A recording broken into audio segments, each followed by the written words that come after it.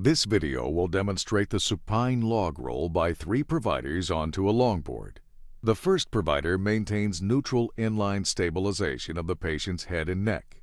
A second provider measures for and applies the appropriately sized cervical collar. The third provider places the longboard near the patient. While the first provider maintains neutral inline stabilization, the second provider kneels at the patient's side mid-thorax, while the third provider kneels on the same side between the patient's hips and knees. The patient's arms are straightened and placed palms in next to the torso, while the patient's legs are brought into neutral alignment.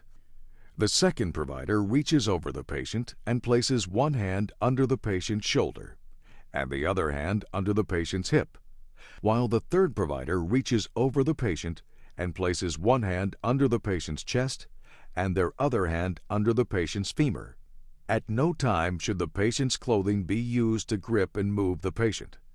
On command from the first provider, the patient's entire body is log rolled as a unit slightly onto the patient's side, while neutral spinal alignment is ensured. The longboard is moved into place behind the patient by the second and third providers, while holding the patient on the side with the foot end of the board positioned between the patient's knees and ankles, and the head of the longboard extended beyond the patient's head. The longboard is held against the patient's back by the second and third providers. On command from the first provider, the patient and the board are rotated to the ground.